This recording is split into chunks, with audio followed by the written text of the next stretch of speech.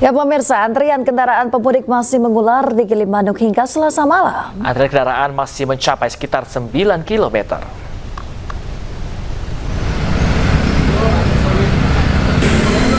Kendaraan didominasi oleh kendaraan pribadi dan bus. Tidak saja di dalam pelabuhan, antrian panjang masih terjadi di ruas jalan menuju Gilimanuk. Hingga Selasa malam pemirsa, ekor antrian masih sekitar 9 km dari arah pelabuhan. Bahkan kendaraan truk yang sempat dikandangkan di terminal kargo sudah mulai dikeluarkan secara bertahap untuk menyeberang ke pelabuhan Ketapang, Banyuwangi, Jawa Timur.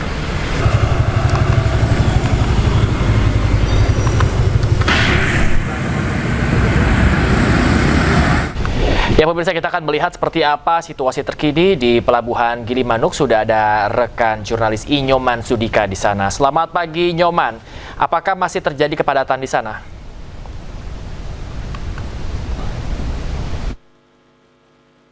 Nyoman, bisa mendengar saya Nyoman? Yap. Ya, bagaimana, apakah masih ada kepadatan di sana?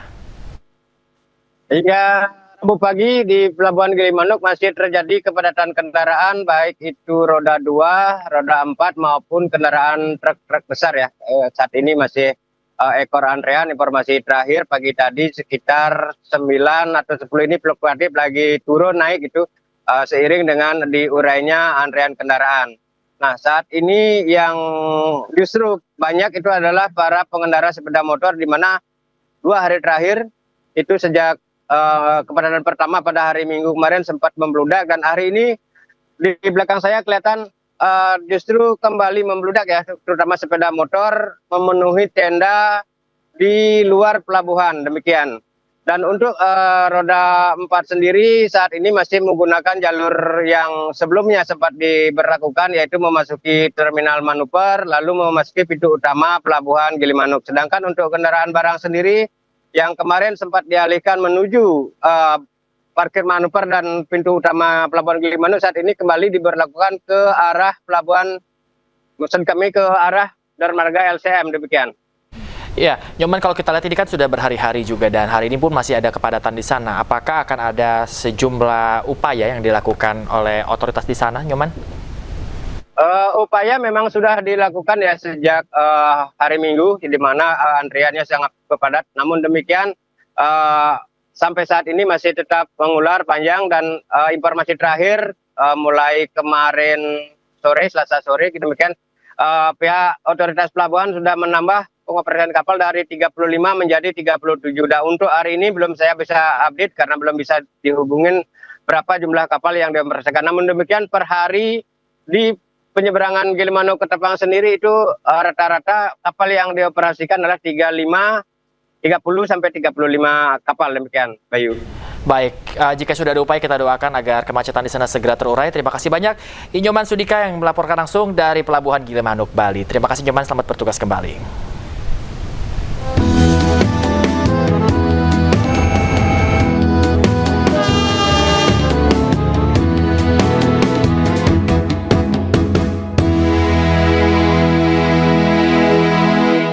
Pemirsa, ribuan kendaraan membadati Pelabuhan Bakahuni, Lampung Selasa malam.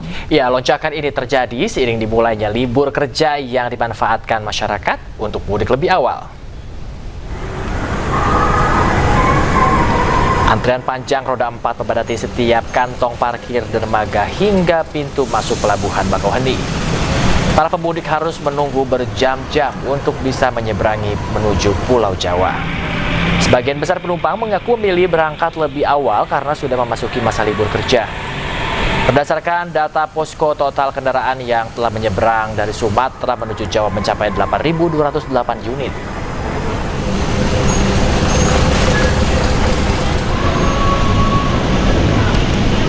Sementara itu pemirsa, kawasan pelabuhan ini dipadati oleh para pemudik yang akan menyeberang ke Pulau Sumatera sejak Selasa malam. Volume kendaraan yang terus meningkat membuat sejumlah kantong parkir di area dermaga, khususnya dermaga eksekutif, terpantau mulai terisi penuh.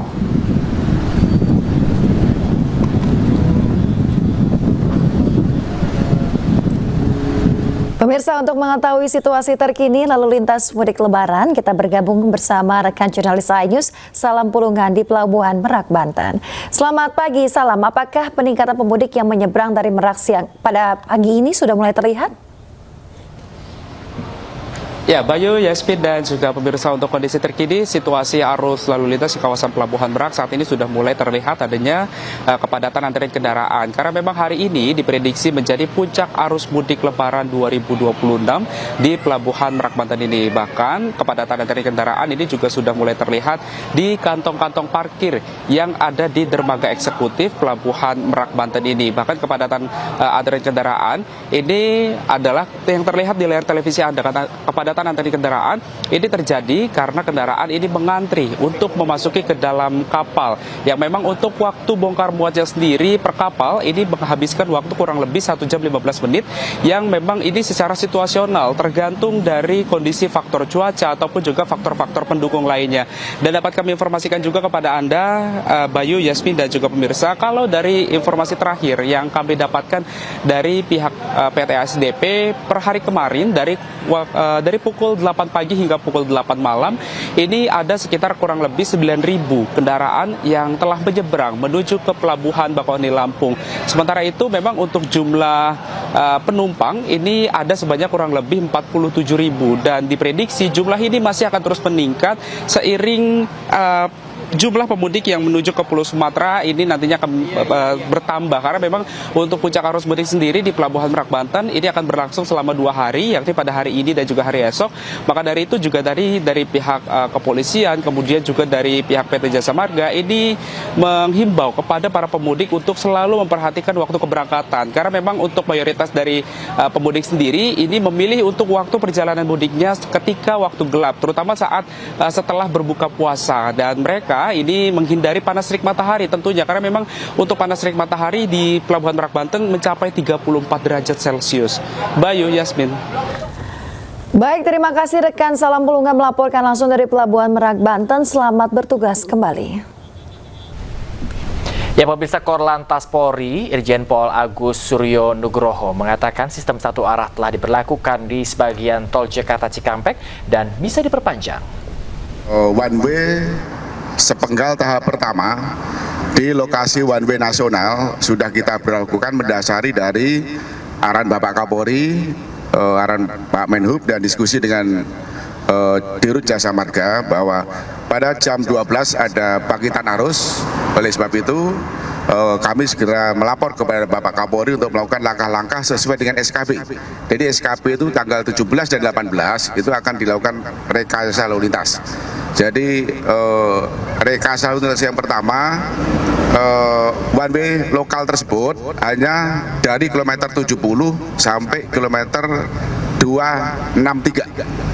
Apakah malam ini nanti ada puncak arus? Nanti kami akan koordinasi dengan Dirut Jasa Marga. Manakala ada bangkitan arus lagi, kemungkinan nanti akan bisa kita perpanjang untuk one way-nya itu. Tetapi kalau sudah landai, nanti akan tetap kita evaluasi, karena malam ini juga di kilometer 55 hingga 70 kami lakukan kontraflow untuk bisa mengatur flow yang menuju ke